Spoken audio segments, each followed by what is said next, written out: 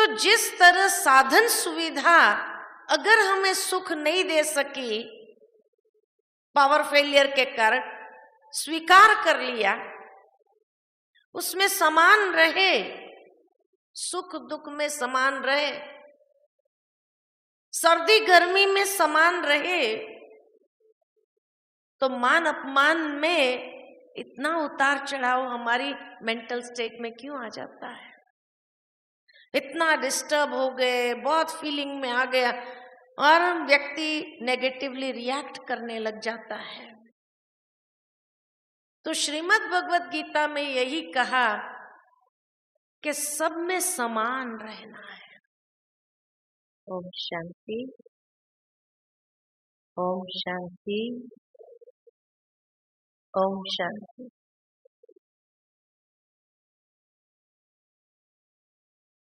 बाबा के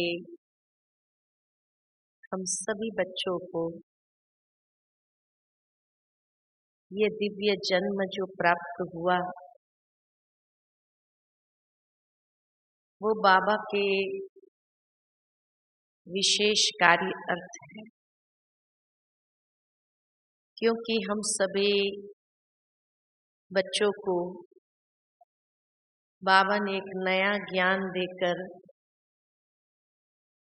या ये कहे कि सत्य ज्ञान दे करके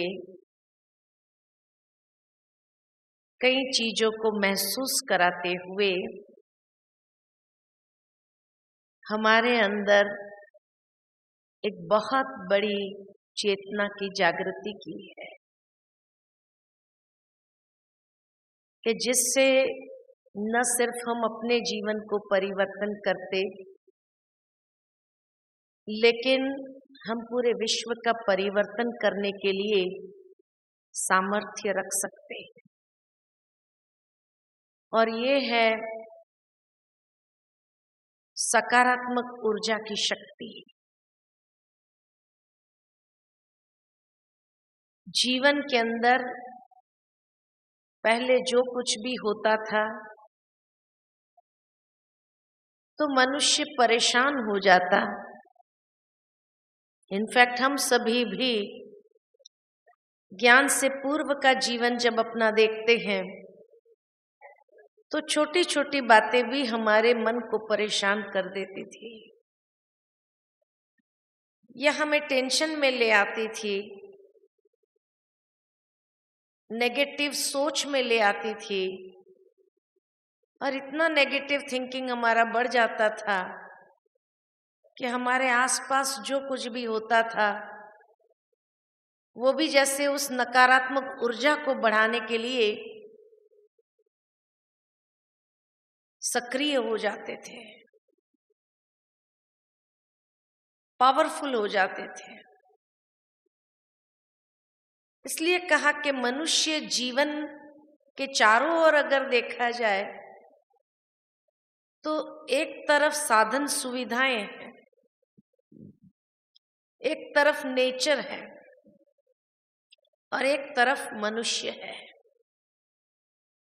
हमारा जीवन इन तीनों के बीच में चलता रहता है। साधन सुविधाओं के साथ भी मिल करके, उसके साथ कनेक्ट होकर के हम कार्य करते हैं। प्रकृति तो है ही, जब प्रकृति चेंज होती है या प्रकृति के साथ मिल करके हम चलते हैं, और मनुष्य के साथ भी कनेक्टेड है। इसीलिए श्रीमद् भगवत गीता में कहा जाता है कि सुख दुख, सर्दी गर्मी, मान अपमान को सहन करना ये एक व्यक्ति के ऊपर निर्भर करता है। क्योंकि सुख दुख किससे प्राप्त होता है? साधन सुविधाओं से प्राप्त होता है। जब हम कोई भी साधन को अपनाते हैं, बाबा की मुरलियों के हिसाब से भी अगर देखा जाए तो बाबा कहते हैं कि साधन सारे पावर पर चलते हैं, लाइट पर चलते हैं। और अंतिम समय में ये पावर फेलियर होना ही है, ये साधन फेल हो जाएंगे। लेकिन आज जो साधनों को हमने अपने जीवन का आधार बना दिया कि इसके बिना तो चलता नहीं है, इसके बिना कैसे चलेगा, भाई पंखा तो कम से कम होना चाहिए, एसी न चले तो कोई बात नहीं, पंखा तो होना चाहिए। लेकिन जब पावर फेलियर ही हो जाए तो क्या करेंगे? तो क्या परेशान हो जाएंगे? नहीं, हमेशा मनुष्य ने जब भी ये महसूस किया कि पावर फेल हुआ, लाइट नहीं है, पंखा भी नहीं चल रहा है, तो हाथ का पंखा भी चालू कर देते हैं हम लोग, डिस्टर्ब नहीं होते हैं। एक्सेप्टेंस बहुत सहज है और इसीलिए हाथ का पंखा चला करके भी अपने आप को ठीक रखते हैं। ये हम भारतवासियों के संस्कारों में है कि डिस्टर्ब नहीं होना। अगर एक चीज काम नहीं कर रही है तो ऑल्टरनेट जो मैनुअल होता है वो मैनुअल शुरू कर देना, राइट? ये करते हैं ना। ठीक इसी तरह प्रकृति जब एक्सट्रीम में जाती है, एक्सट्रीम गर्मी हो रही है, एक्सट्रीम सर्दी हो रही है, तो भी हम डिस्टर्ब नहीं होते हैं। लेकिन हम उसमें भी, चाहे एक्सट्रीम सर्दी है, गर्म कपड़ा पहन लेते हैं, एक्सट्रीम गर्मी है तो भी अपने आप को चलाने के विधि हमने अपना ली है, डिस्टर्ब नहीं होते हैं। एक्सेप्टेंस लेवल हम भारतवासियों का बहुत अधिक है। लेकिन जब मनुष्य के संग में है और कोई मनुष्य ने मान दिया बहुत खुश, और किसी ने अपमान किया तो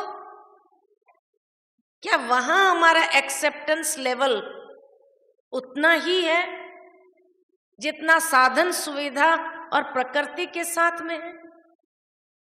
नहीं, वहां इतना ज्यादा फ्लक्चुएशन हो जाता है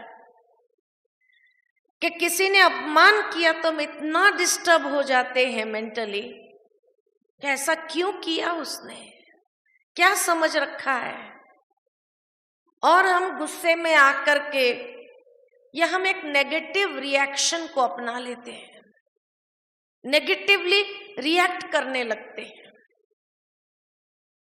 तो जिस तरह साधन सुविधा अगर हमें सुख नहीं दे सकी, पावर फेलियर के कारण स्वीकार कर लिया, उसमें समान रहे, सुख दुख में समान रहे, सर्दी गर्मी में समान रहे, तो मान अपमान में इतना उतार चढ़ाव हमारी मेंटल स्टेट में क्यों आ जाता है? इतना डिस्टर्ब हो गए, बहुत फीलिंग में आ गया और व्यक्ति नेगेटिवली रिएक्ट करने लग जाता है। तो श्रीमद् भगवत गीता में यही कहा कि सब में समान रहना है, और बाबा का ज्ञान भी हमें समान रहना सिखाता है, उसकी विधि बताता है। और क्या कहा बाबा ने हम बच्चों को कि जिस तरह जल का अपना आकार नहीं है, पानी का अपना आकार नहीं है, लेकिन जैसे कंटेनर में आप डालेंगे वैसे वो अपना आकार बना लेता है। आप ग्लास में डालो तो ग्लास का आकार ले लेगा, आप लोटे में डालो लोटे का आकार ले लेगा, आप मटके में डालो मटके का आकार ले लेगा, आप तपेले में डालो तपेले का आकार, पतीले का आकार ले लेता है ना। ठीक इसी तरह हमारी आंतरिक चित्त वृत्तियां, उसका भी अपना आकार नहीं है, लेकिन जिस सांचे में हम अपनी चित्त वृत्तियों को डालेंगे वैसा आकार बना लेगा। अगर आपने अपनी चित्त वृत्तियों को पॉजिटिव सांचे में डाला तो पॉजिटिव बन जाएगी, अगर नेगेटिव सांचे में डाला तो नेगेटिव हो जाएगी। लेकिन हमें ये चुनना होगा कि मुझे अपनी चित्त वृत्तियों को किस सांचे में डालना है, क्योंकि उसी क्वालिटी का जीवन हमारा बन जाएगा। अगर हमने नेगेटिव सांचे में अपनी चित्त वृत्तियों को डाला तो उसमें परेशान कौन होगा? दूसरे नहीं, दूसरों को हम परेशान करेंगे, लेकिन सबसे ज्यादा हम खुद परेशान होते हैं। और जितना ज्यादा खुद परेशान होता है वो दूसरों को भी करता है, और जब दूसरों को भी करता है और उन्होंने भी अपनी चित्त वृत्तियों को नेगेटिव सांचे में डाल दिया तो क्या होगा? घर में झगड़ा होगा, कलह क्लेश होगा और सारा वातावरण नेगेटिवली चार्ज्ड हो जाएगा। इसीलिए सबसे पहले हमें यह देखना है कि मैंने अपनी चित्त वृत्तियों को कौन से सांचे में डाला है। ज्ञान हमारे पास सबसे पावरफुल शक्ति है। क्यों? क्योंकि ये हमें हर घड़ी सिखाती है कि पॉजिटिव सांचे में कैसे डालना है। कोई भी बात हुई, रिएक्ट करने के बजाय बाबा ने हम बच्चों को सिखाया है, बच्चे ड्रामा कल्याणकारी है। ये ड्रामा का ज्ञान इतना मदद करता है और हमें बहुत सहज पॉजिटिव सांचे में डालने के लिए सहयोगी बन जाता है। इसीलिए बाबा हम बच्चों को क्या कहते हैं? बच्चे मुरली कभी मिस नहीं करना। क्यों नहीं करना? क्यों नहीं करना? मुरली मिस क्यों नहीं करेंगे? क्योंकि रोज जब ये पॉजिटिव बातों का प्रवाह जितना चलता रहेगा हमारे मन के अंदर, उतना हम अपनी चित्त वृत्तियों को सकारात्मक सांचे में डालेंगे। इसलिए बाबा ने कहा मुरली मिस नहीं करो। मुरली मिस हो जाती है तो अटेंशन की कमी हो जाती है, और अटेंशन की कमी होने से ही पुराने संस्कार टेक ओवर कर लेते हैं और तुरंत बहुत जल्दी नेगेटिवली रिएक्ट करने लग जाते हैं। और तब हम अपनी चित्तवृत्तियों को नेगेटिव सांचे में डाल करके अपने और नेगेटिव ऊर्जा, नेगेटिव एनर्जी को क्रिएट करने के निमित्त बन जाते हैं। इसीलिए मुरली कभी मिस नहीं करनी है, क्योंकि ये ज्ञान का स्रोत हमारी पॉजिटिव फ्रेम ऑफ माइंड बना के रखता है। बहुत सहज रीति से हर बात को देखने का दृष्टिकोण हमारा पॉजिटिव होने लगता है। कुछ भी अगर नुकसान भी होता है तो चिड़चिड़ापन, टेंशन में आने के बजाय ये सोचते हैं कोई बात नहीं, ठीक हो जाएगा। तो ये हमें अंदर से शक्ति देता है, धैर्यता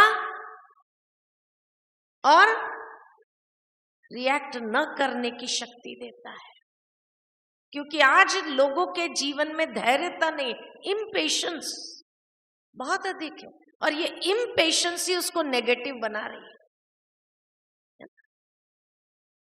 तब बाबा ने हम बच्चों को ये सबसे पावरफुल इंस्ट्रूमेंट दिया है हमारी पॉजिटिव फ्रेम ऑफ माइंड बनाने के लिए। और जितनी हमारी पॉजिटिव फ्रेम ऑफ माइंड होंगी, पॉजिटिव थिंकिंग होगा, और उतनी हम अपने आसपास एक पॉजिटिव ऊर्जा को बनाए रख सकते हैं, जो आज के युग में बहुत जरूरी है। विज्ञान भी इस बात को तो स्वीकार करता है कि हर इंसान के चारों ओर एक ऑरा होता है, एक प्रभा मंडल होता है। ये तो आप सभी मानते हैं कि हर इंसान के चारों ओर एक प्रभा मंडल होता है, जो देवताओं को हम पॉजिटिव ऑरा में लाइट के क्राउन में दिखाते हैं।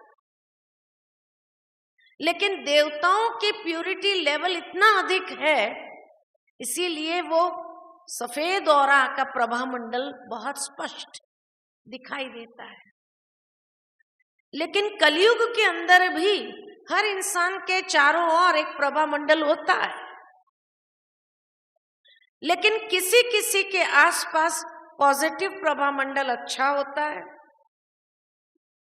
पॉजिटिव ऊर्जा का प्रभामंडल अच्छा होता है, और किसी किसी के आसपास ये पॉजिटिव प्रभामंडल, पॉजिटिव एनर्जी का प्रभामंडल क्षीण होता है, छोटा होता है। और जो व्यक्ति बहुत ज्यादा नेगेटिव होता है उसके चारों ओर जो प्रभामंडल होता है वो नेगेटिविटी का होता है, और इतना ज्यादा नेगेटिव होता है कि वो कभी कभी खुद के शरीर के ऊपर भी इफेक्ट करता है, चाहे बीमारियों के रूप में। इसीलिए ये जो नेगेटिव ऑरा है, नेगेटिव एनर्जी का प्रभामंडल या ऑरा है, उसको हमें चेंज करना है। क्यों करना है? क्योंकि आज की दुनिया के अंदर चारों ओर एक नेगेटिव एनवायरनमेंट है, नकारात्मक वायुमंडल है, और उस नकारात्मक वायुमंडल में जब व्यक्ति जाता है उसका प्रभाव उसके ऊपर इतना पड़ता है कि मान लो कि आपने योग किया, अमृत वेला किया, आपने मुरली क्लास भी अटेंड किया, लेकिन आपको अपने प्रभामंडल का ज्ञान नहीं है, अपनी एनर्जी लेवल आपको मालूम नहीं है कि कितनी है। जैसे आप उस नेगेटिव एनवायरनमेंट में जाते हैं, नकारात्मक वायुमंडल में जाते हैं, तो वो आपकी पॉजिटिव ऊर्जा को खींच लेता है, सक कर लेता है, और आपको ड्रेन महसूस कराता है। इसलिए दिन के अंत में कभी कभी व्यक्ति सोचता है आज ज्ञान योग भी किया, सब कुछ किया, लेकिन बहुत थकावट है, बहुत थक गए, जैसे अंदर ताकत ही नहीं है। क्यों? क्योंकि हमारा जो प्रभामंडल था, उसकी जो ऊर्जा थी, नेगेटिविटी ने सारा सक कर लिया। इसीलिए ऐसा होता है। अब ये ऊर्जा को हम बढ़ाते कैसे हैं, कम कैसे करते हैं?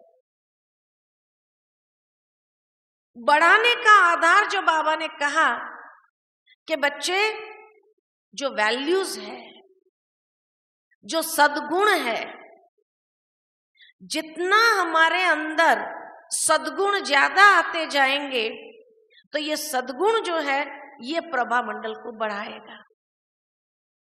जितने अवगुण ज्यादा है उतना ये प्रभामंडल को क्षीण करता है और नेगेटिव ऊर्जा का प्रभामंडल बढ़ा देता है।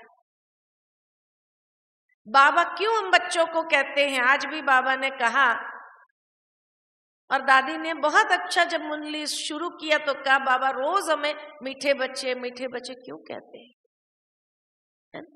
और कितनी अच्छी बाबा शिक्षाएं देते हैं कि बच्चे तुम्हारे अंदर ये गुण होने चाहिए।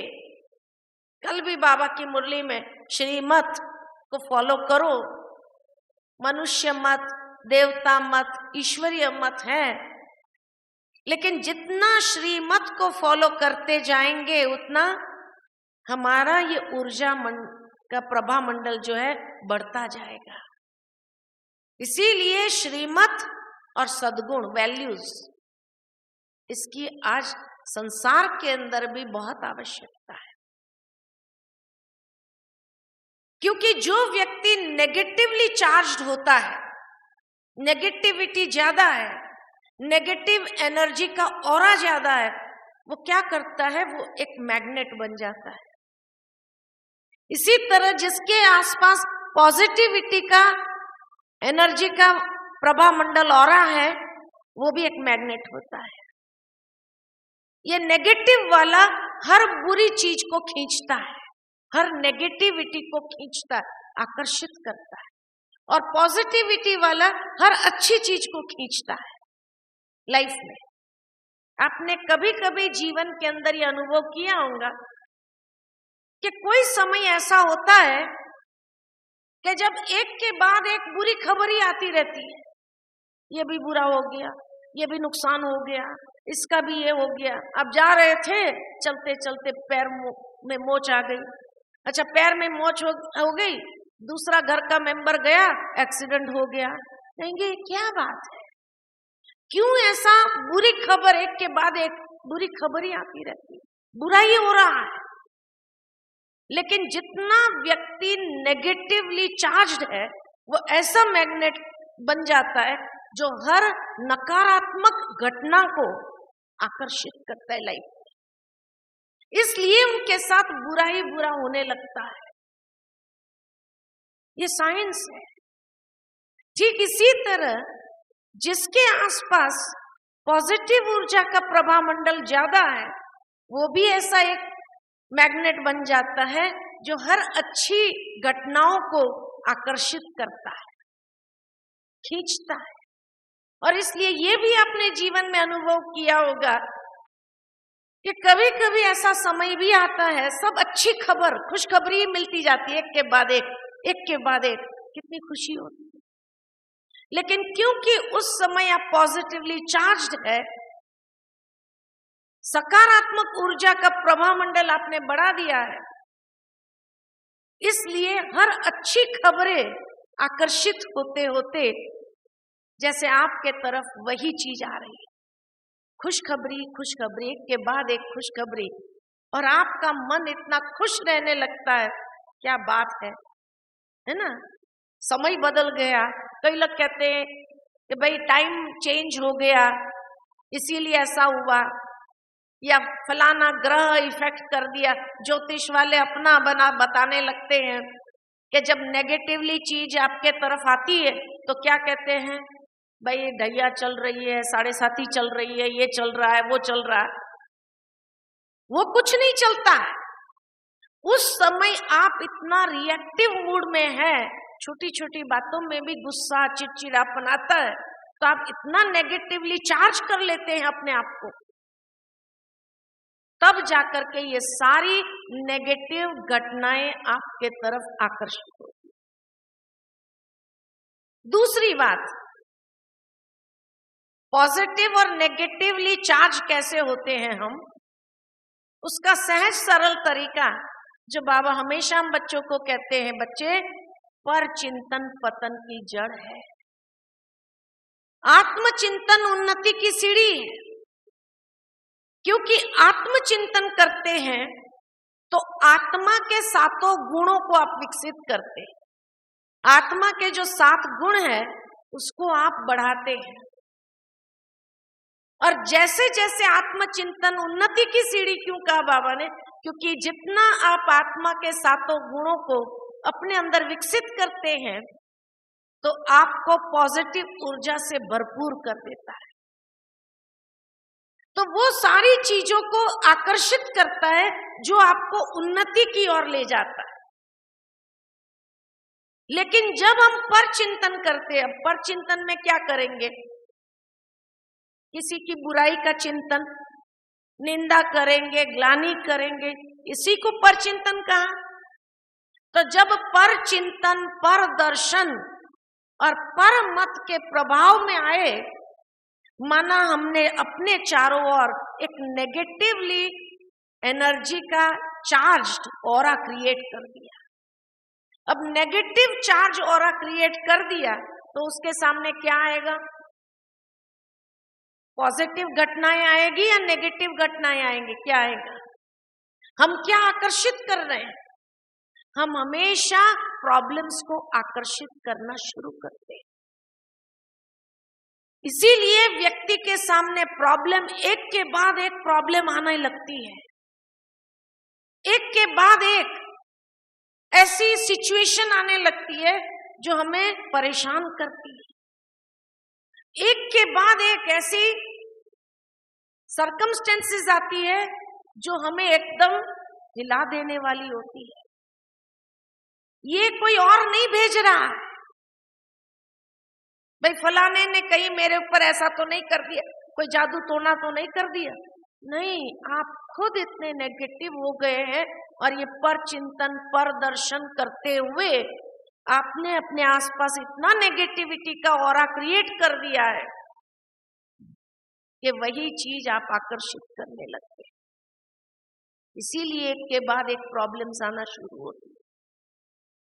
तब कहा कि बाबा ने हम बच्चों को आत्मचिंतन, स्वचिंतन, स्वदर्शन सिखाया है कि बच्चे आप ये करो। दूसरी बात जो बाबा हमेशा हम बच्चों को कहते हैं, बच्चे कोई दूसरा अगर नेगेटिव चिंतन कर रहा है, निंदा कर रहा है, ग्लानि कर रहा है, तो भी आप डिस्टर्ब नहीं हो।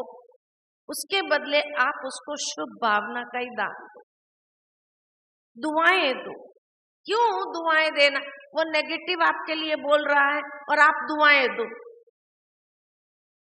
लेकिन जब आप दुआएं देते हैं तो आपकी पॉजिटिविटी इतनी पावरफुल होती है कि उसकी नेगेटिविटी को हर जगह काटती है, हर जगह नेगेटिव वाइब्रेशंस को काट देती है।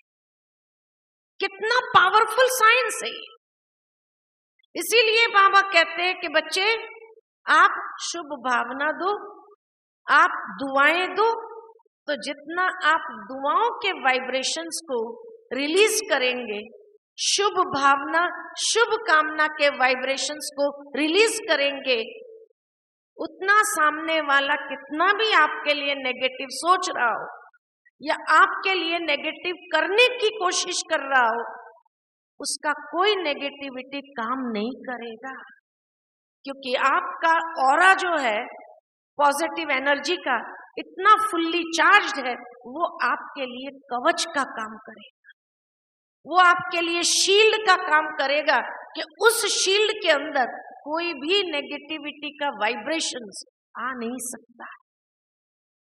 इसलिए बाबा कहते हैं कि कोई की बात अगर आप सुनो भी कि फलाना आपके लिए नेगेटिव बोल रहा है, नेगेटिव कर रहा है, कि इमीडिएट आप अपने स्वधर्म में स्थित हो जाओ और स्वधर्म में स्थित होकर के उसके लिए शुभ भावना, शुभ कामनाएं, दुआएं, ये वाइब्रेशंस रिलीज करना चालू करो।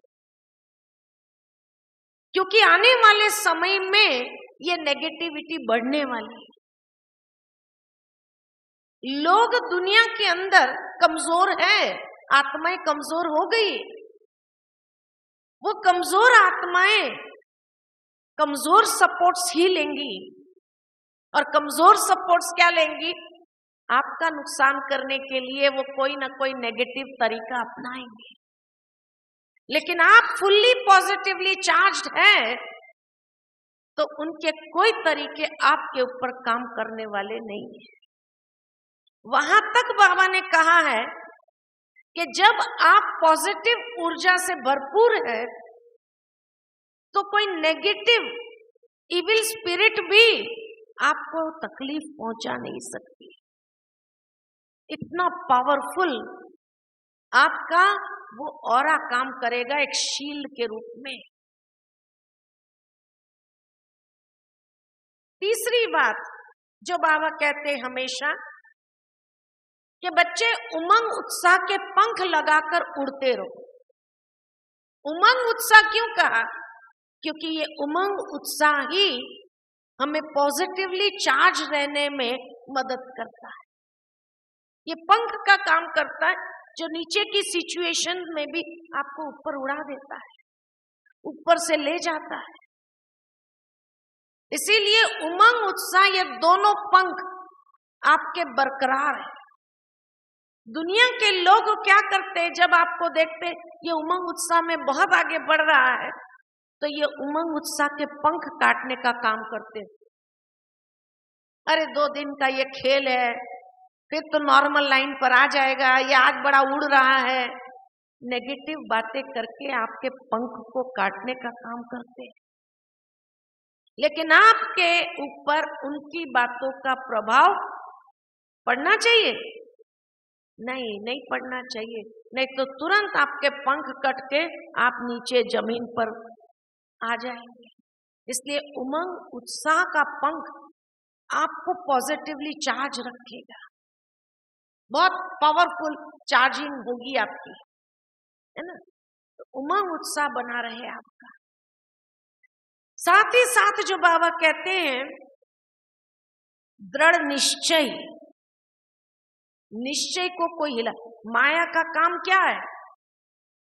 माया का काम ही है हमारे निश्चय को हिलाने का। हमारे दृढ़ निश्चय जो हमने किया है वो दृढ़ निश्चय को क्या करते हैं?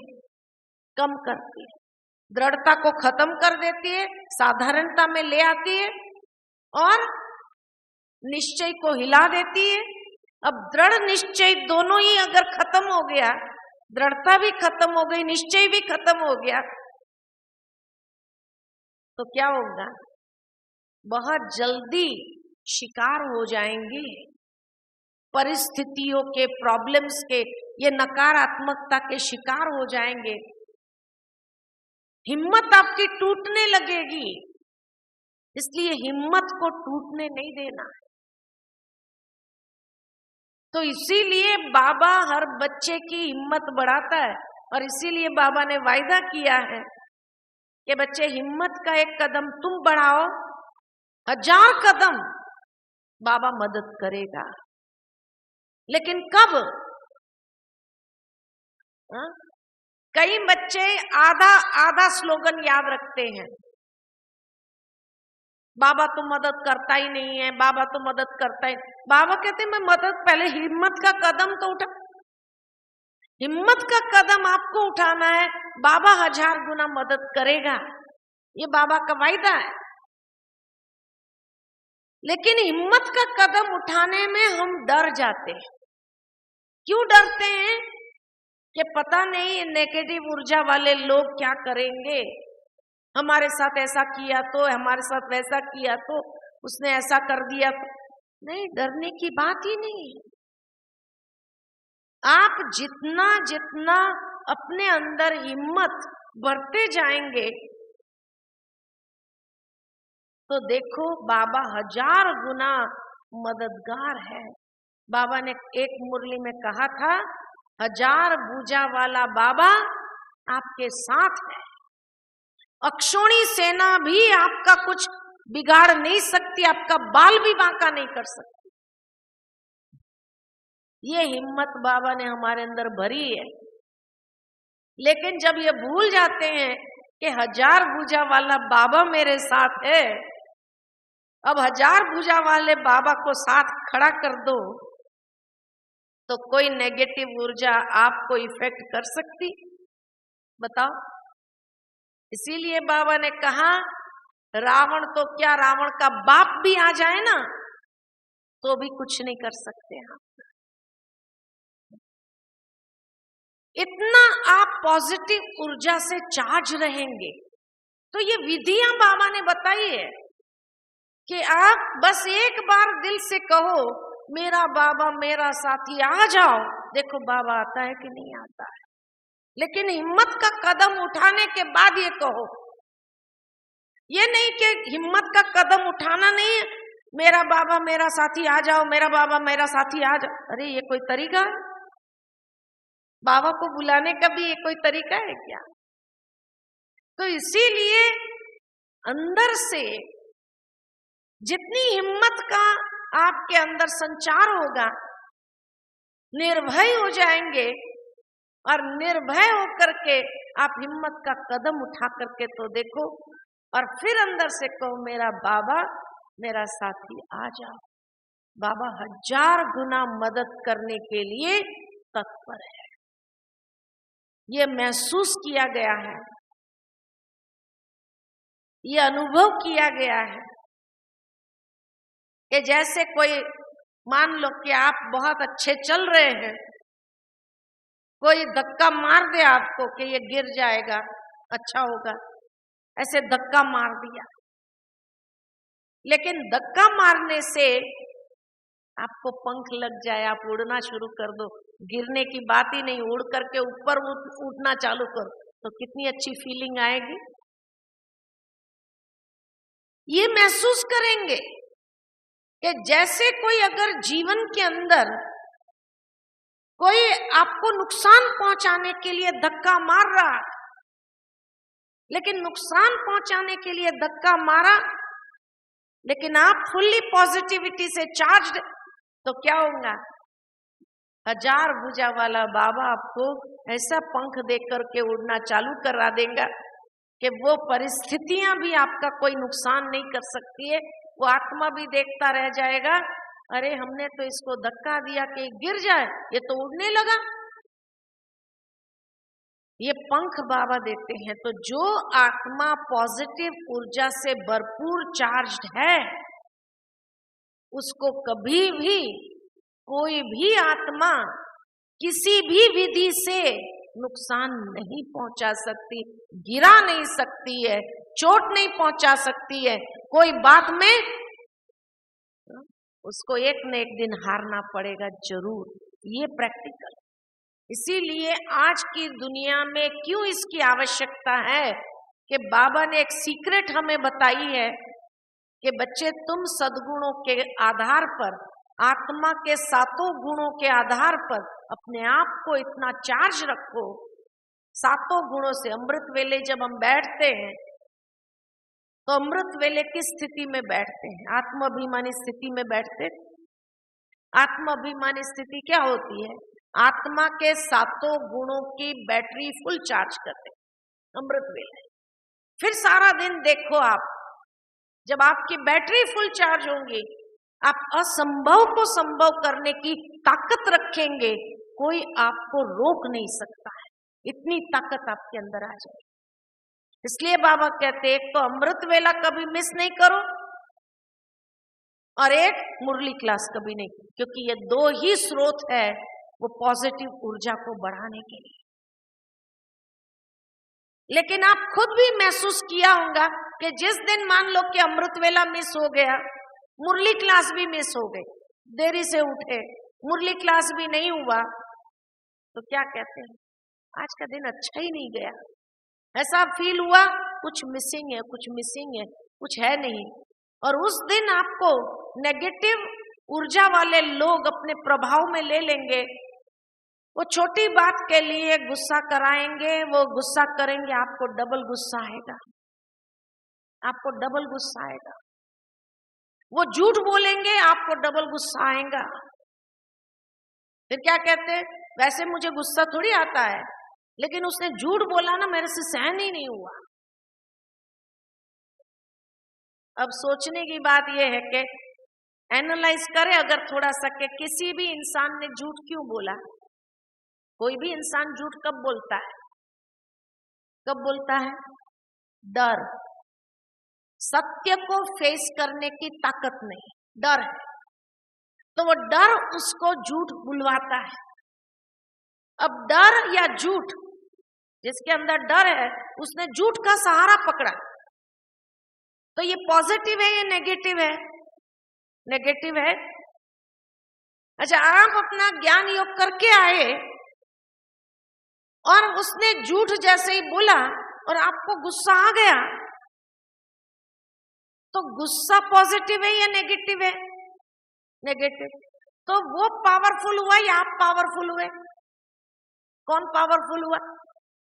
वो पावरफुल हुआ कि वो नेगेटिव आपको इतना जल्दी नेगेटिव बना सकता है। आप पॉजिटिवली चार्ज होकर के भी उसको पॉजिटिव नहीं बना सके, तो कौन पावरफुल हुआ?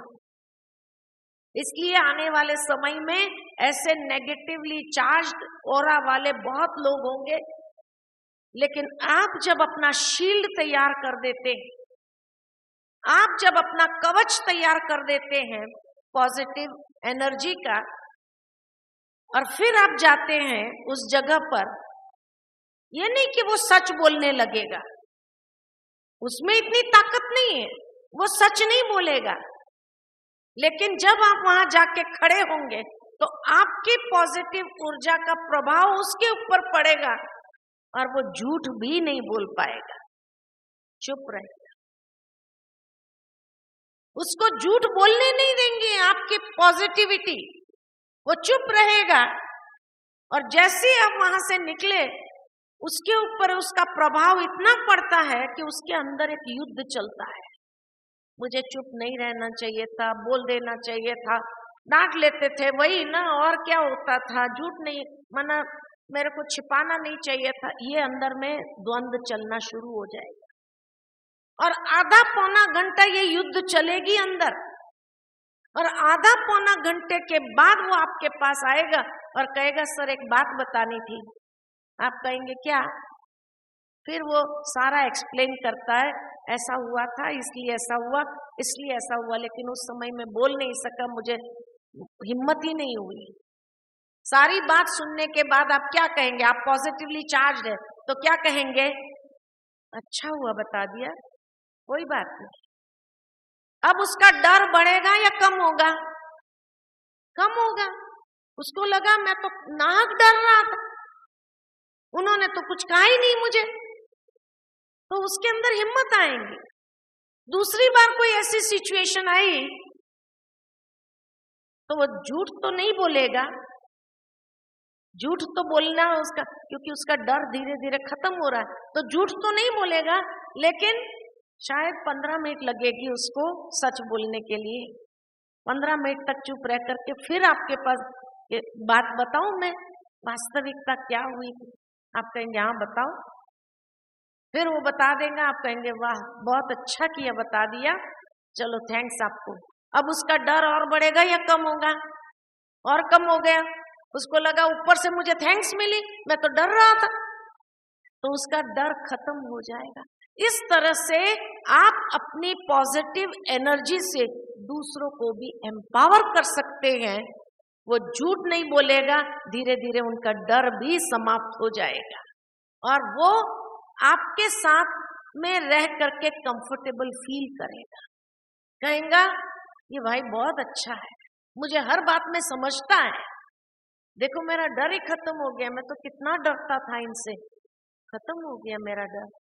तो जिंदगी के अंदर जितना आप पॉजिटिव ऊर्जा से फुल्ली चार्ज रहेंगे, उतना आपके ऊपर नेगेटिविटी का प्रभाव नहीं पड़ेगा और साथ ही साथ आप कोई भी नेगेटिव घटनाओं के शिकार नहीं होंगे और न ही आप अपनी लाइफ में नेगेटिव प्रॉब्लम्स को या प्रॉब्लम्स सिचुएशंस को आकर्षित करेंगे। आप हमेशा महसूस करेंगे कि जैसे आप उमंग उत्साह के पंखों से उड़ने वाले, दृढ़ निश्चय के साथ आगे बढ़ने वाले और हिम्मत का कदम उठा करके 1000 गुना बाबा की मदद के पात्र बनने वाली आत्मा बन जाएंगे। ये हमारा ज्ञान है।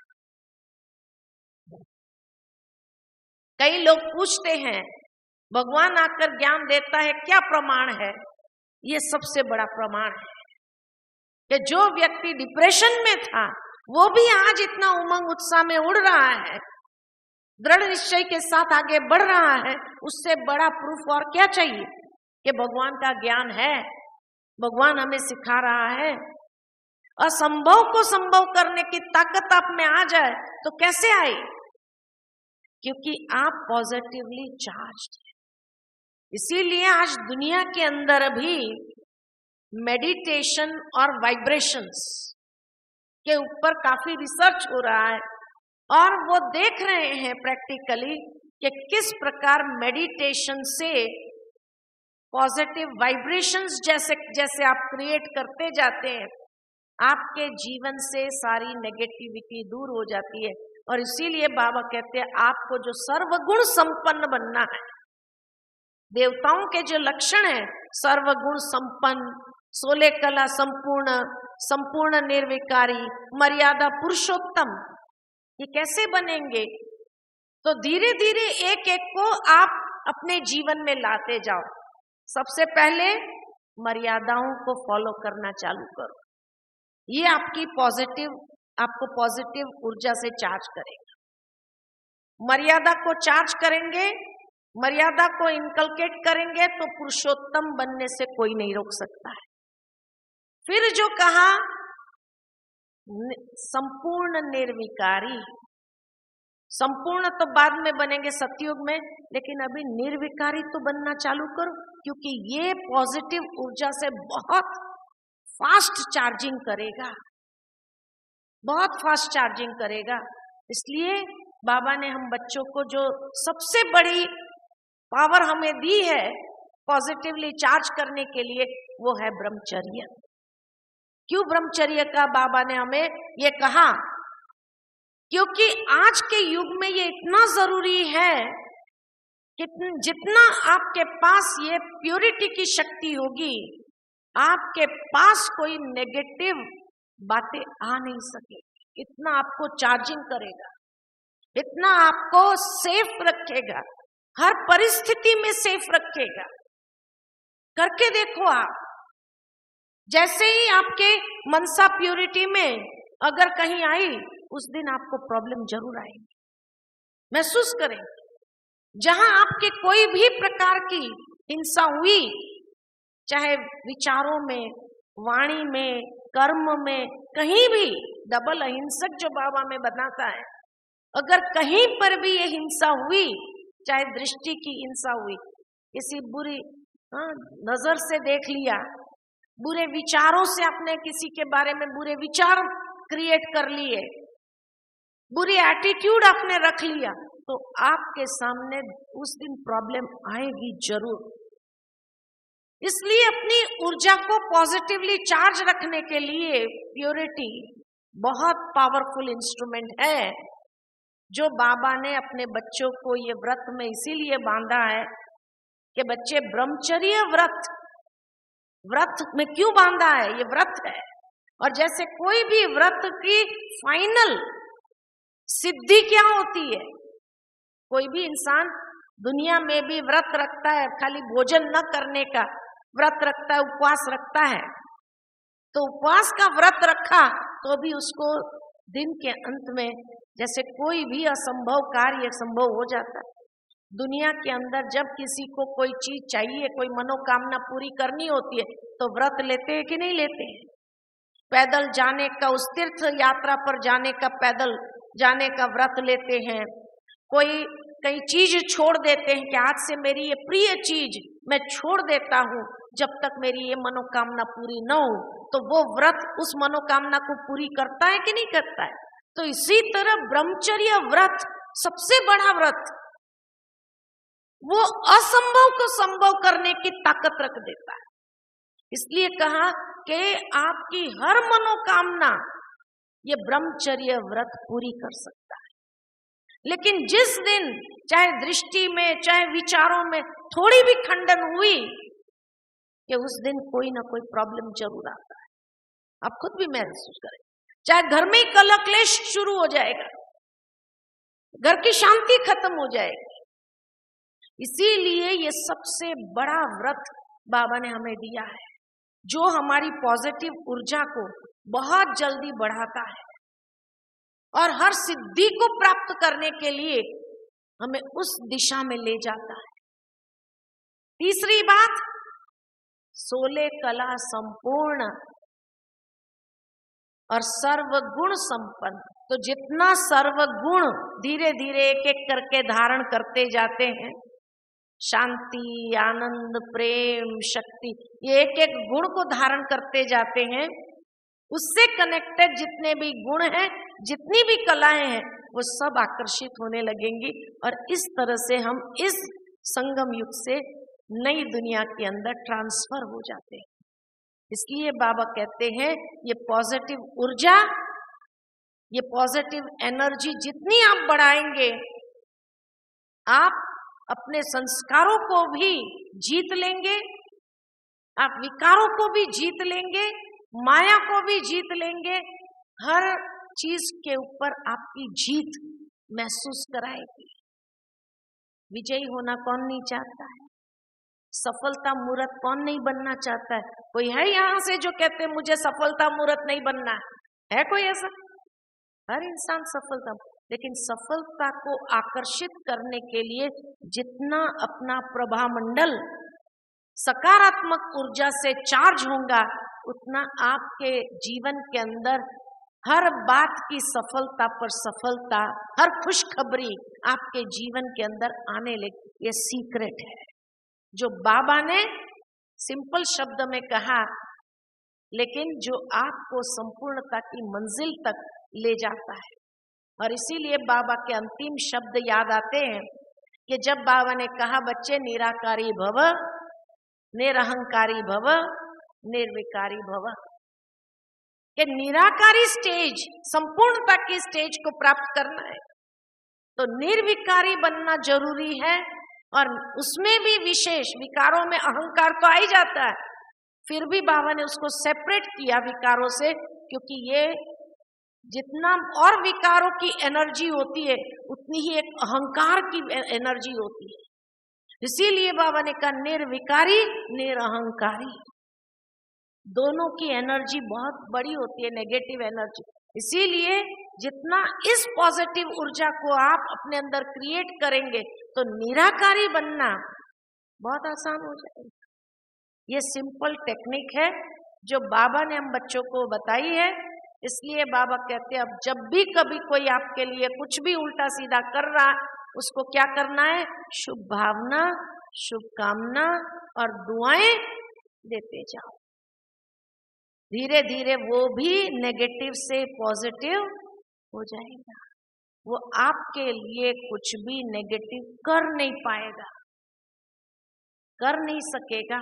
और उसके बाद भी अगर नेगेटिव करेगा तो सेल्फ डिस्ट्रक्शन होगा उसका, वो आपको डिस्ट्रॉय नहीं कर सकता है। इतनी ऊर्जा इसके अंदर है। बाबा ने बताया है जो पॉजिटिवली चार्ज्ड है, इविल स्पिरिट भी उसके नजदीक नहीं आ सकती है, वो भी दूर हो जाए। और अंतिम समय ये खेल बढ़ने वाला है, क्योंकि बहुत आत्माएं एक साथ शरीर छोड़ेगी, लेकिन इतनी आत्माएं अगर एक साथ जन्म देने के लिए है नहीं, शरीर तैयार नहीं है, अपने हिसाब किताब कैसे चुकतू करेंगे। जो कमजोर आत्माएं उसमें प्रवेश करके उनके द्वारा चुकतू करने का प्रयत्न करेंगे। तो जब आप पॉजिटिवली चार्ज्ड होंगे, ये पॉजिटिव एनर्जी का प्रभा मंडल जितना आपने बढ़ाया होगा, वो आत्माएं आपके नजदीक भी नहीं आ सकती। इतना सेफ्टी का ये कवच है। ठीक है, ठीक है। ओम शांति।